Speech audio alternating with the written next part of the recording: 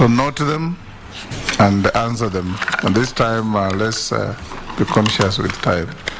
And members, one question each.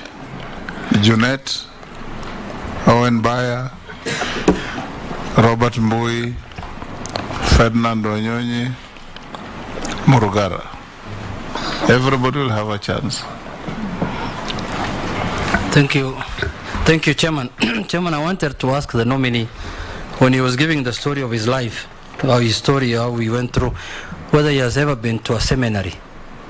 Whether you have been enrolled to a seminary one time. But more importantly, what plan do you have to the collapsed sugar industry?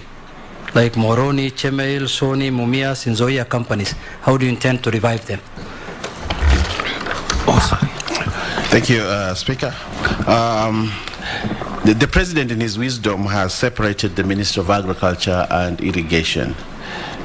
But we also know that statistics show that train-fed agriculture has failed this country, and irrigation is the way to go to spur agriculture. But as it stands now, if approved by this committee, you'll be Minister for Agriculture, but the docket for irrigation, for which you will depend on largely to produce food, is in another ministry. How do you intend to sync that so that your hands are not tied? Given that the President in his speech said that we intend to increase irrigation to 1.4 million in 3 years. How would you reconcile that? Will your hands be tied such that you will not produce food because you'll say irrigation is not in your hands?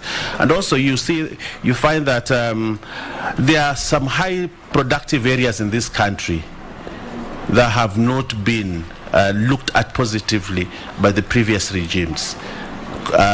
Farming in coconut, in cashew nut, in Biksa at the coast has not been given the due attention that it is supposed to have.